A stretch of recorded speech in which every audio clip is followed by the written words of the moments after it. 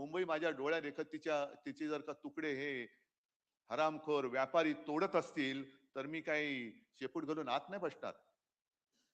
मुठभर असतील तरी मुठभर, पण त्या मुठभराने त्यांच्या छाताडोती मी प्रहार केल्याशिवाय राहणार नाही. तडजोड तिकडे होऊ शकत नाही. तडजोड अजिबात होऊ शकत नाही. आज सुद्धा हळुवारपणाने आपल्यावरती जे एक सांस्कृतिक आक्रमण होत आहे, आम्ही अस्सल मराठी बोलणारे कडवट कट्टर देशभक्त हिंदू आहोत हे वारंवार आम्ही सांगतो आहोत. 92-93 साली मुंबईमध्ये जो काही दंगा झाला, कुठून आला होता हिंदू, कोण होता? आज सुद्धा तुमच्यामधल्या अनेकांवरती तेव्हा सगळ्याच्या काही केसेस होत्या त्या आज सुद्धा आहेत. श्रीकृष्ण अहवालाचा जो काही आयोगाचा जो अहवाल आला, तो अहवाल आपण म्हणजे मनोज जोशी मुख्यमंत्री होते, केराच्या टोपलीत टाकला होता. वाजपेयींनी सांगितलं, नाही कचरे में नहीं डालना, उसको वापस निकालो. भाजपचं काय जाते, एकही सुद्धा भाजपला मला नाही वाटत त्या अहवालाच्या मध्ये दोषी किंवा त्याच्यावरती केस झाले असेल. एक पण नाही. कपडे बचवणारे तुम्ही, गोळीला तुम्ही आणि पोळीला आम्ही, अशी भाजपची अवलाद. म्हणजे प्रत्येक वेळेला लढा म्हटला की शिवसैनिक, कोणती आपत्ती आली का पहिला शिवसैनिक धावून जातो आणि नंतर मग एक फोटो काढायला चमकाले हे येतात. जे नेमकं मला बोट ठेवायचं ते इकडेच ठेवायचंय की आम्ही हिंदू आहोतच. जे मगाशी राज बोलला ही गोष्ट खरी आहे. या देशामध्ये आपण हिंदू बहुसंख्य आहोत, पण आपले देव वेगळे, आपली भाषा वेगळी, आपल्या संस्कृती वेगळे, आपले संस्कार वेगळे. आणि सरान करा आपण बहुसंख्य असलो तरी विखुरलेले असतो, म्हणून असुरक्षित असतो. मग त्यावेळेला गर्व से कवम हिंदू है म्हणून संपूर्ण देशातल्या हिंदूंना एकवटणारा हा एकमेव हिंदू हृदय सम्राट, हे केलं ना त्यांनी. पण आता त्याच हिंदुत्वाच्या आडून आमचं हिंदुत्व वेगळं आहे. हे आमचं हिंदुत्व शेंडी जानवाचं हिंदुत्व नाहीये. जो कोणी या देशाला आपली मातृभूमी मानतो, जो कोणी या देशासाठी मरायला तयार आहे, तो आमचा आहे, हे आमचं हिंदुत्व सांगतं. हे आमचं हिंदुत्व सांगतं. पण आज हळुवारपणाने जो काही एक आक्रमण, पहिली हिंदीची सक्ती, त्याच्यानंतर आपण जे एक सुरुवात केली होती, मी मुख्यमंत्री असताना सगळेजण झाडून मंत्रालयातले सगळे पहिला फोन उचलल्यानंतर जय महाराष्ट्र बोलायचे.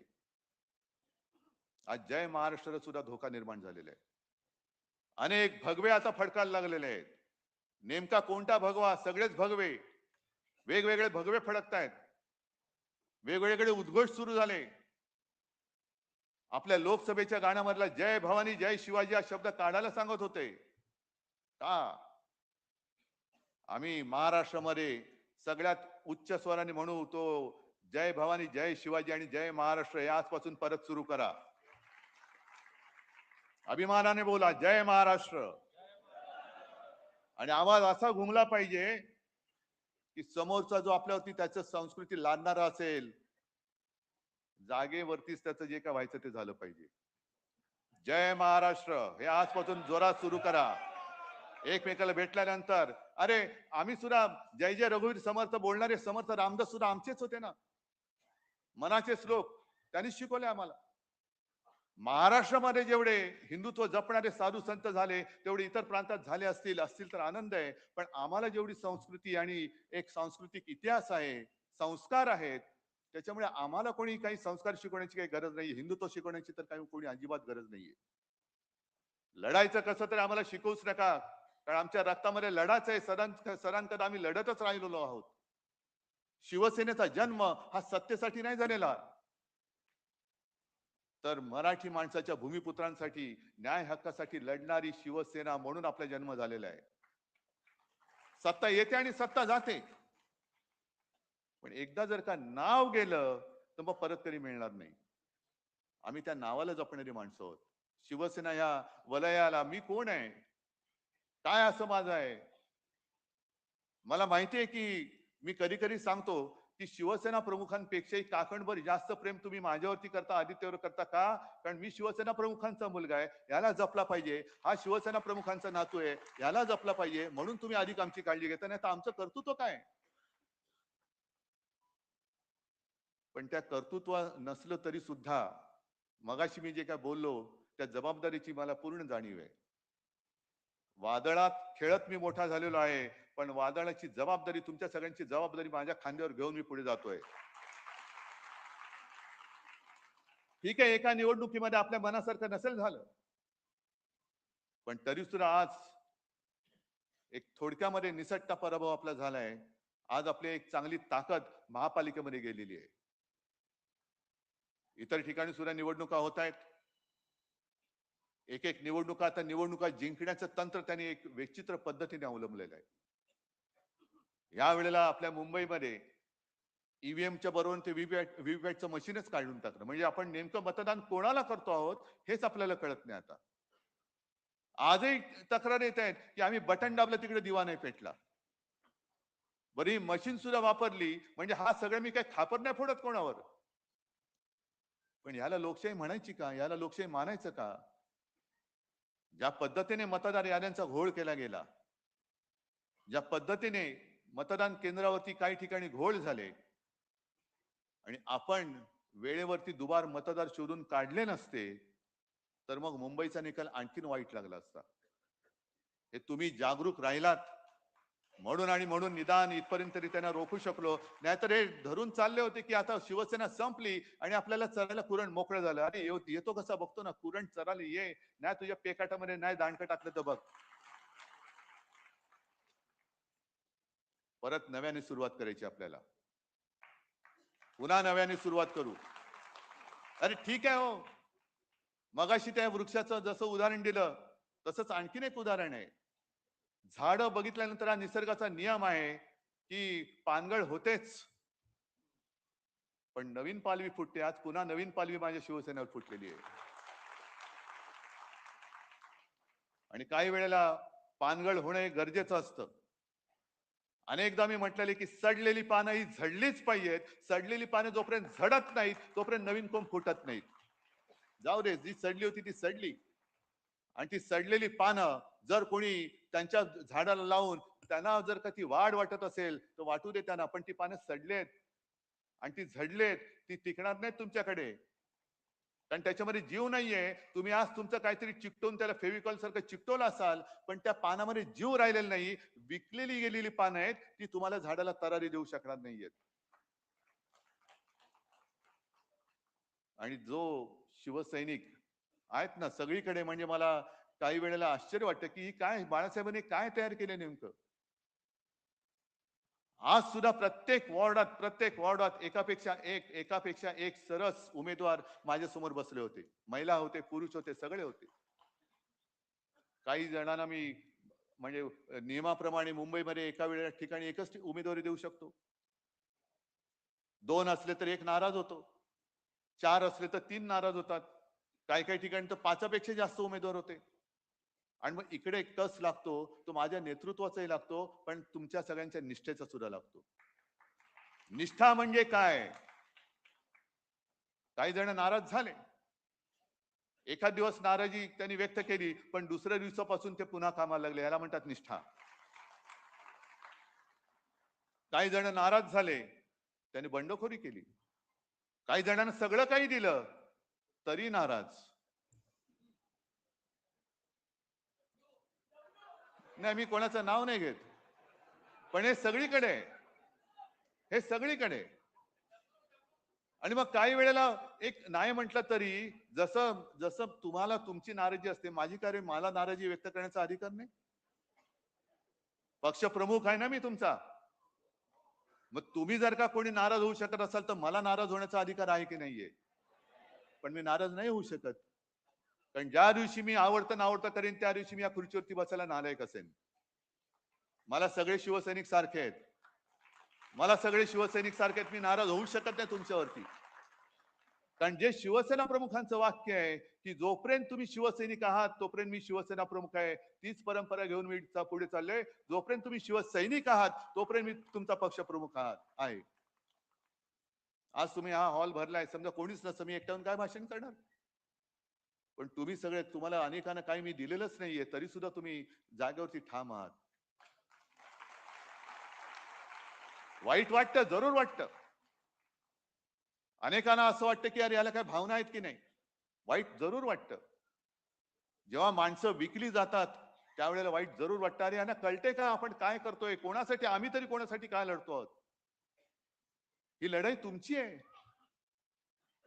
पण ते लढत असताना जेव्हा माणसं विकली जातात तेव्हा वाईट वाटतं. आणि मग असं वाटतं की ह्या लढाईला काय अर्थ आहे की नाही. पण त्याच वेळेला बातमी येते की शिवसेनेने एका साध्या गृहिणीला नगरसेवक केलं, तेव्हा अभिमानाने ऊर भरून येतो.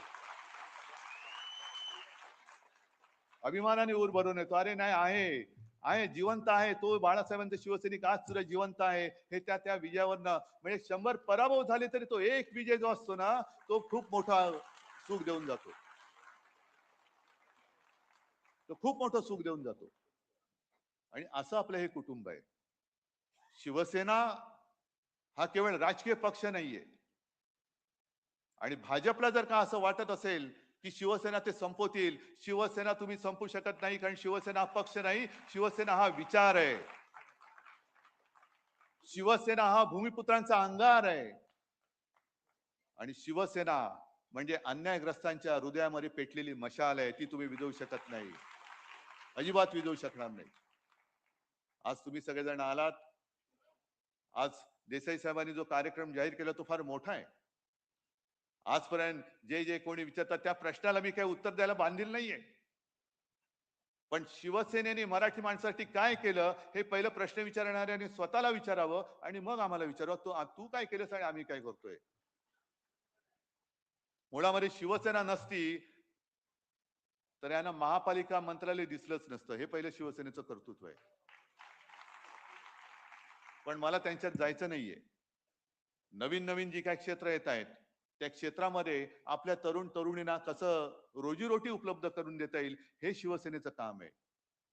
कारण निवडणूक येते, निवडणूक जाते, पण 80% समाजसेवा आणि 20% राजकारण, हे 80% समाजसेवेचं काम हे आज देसाई साहेबांनी सांगितलं. म्हणून हळदणकरजी आणि भडकमकरजी तुम्हाला खास धन्यवाद देतोय की तुम्ही नवीन जे क्षेत्र आहे लॉजिस्टिक, लॉजिस्टिक म्हणजे हिंदी पिक्चर मध्ये म्हणतात ना, इधर का माल उधर, उधर का माल इधर.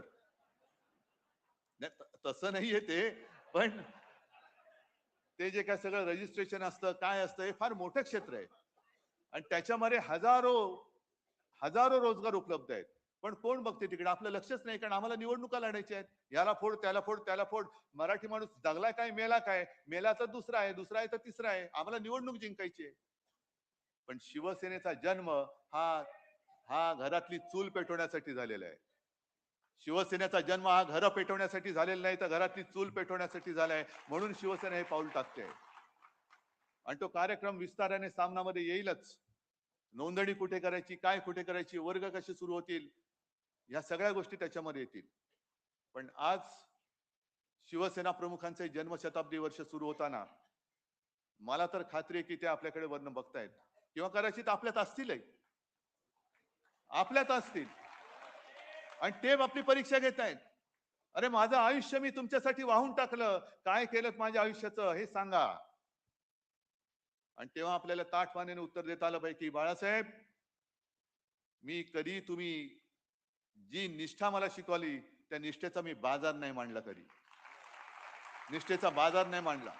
ठीक आहे, गद्दार गेले, एक गद्दार गेला असेल त्याची जागा 4 निष्ठावंतांनी घेतले, हे आपल्याला पुढच्या काळात दाखवून द्यायचंय. आणि तुम्ही सगळे निष्ठावंत महाराष्ट्रामध्ये, पुन्हा मी काय, आदित्य काय, सगळे नेते आम्ही फिरणार की मुंबईमध्ये सुद्धा शाखांमध्ये मी परत जाणार आहे.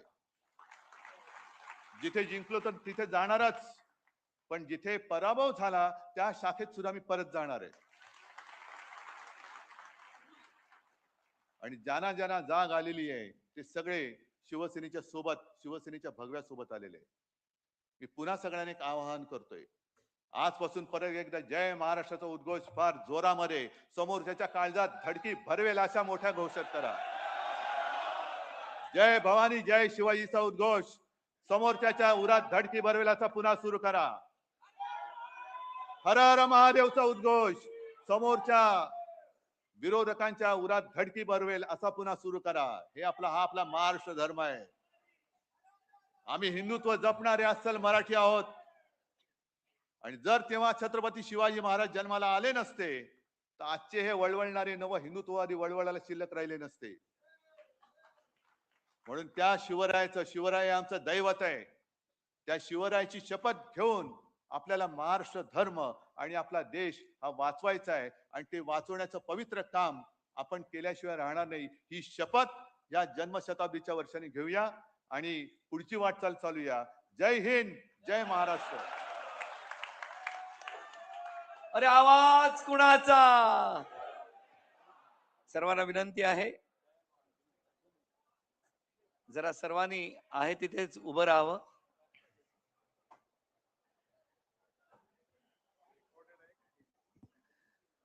राष्ट्रगीतासाठी सर्वांनी उभं राहावं. राष्ट्रगीत.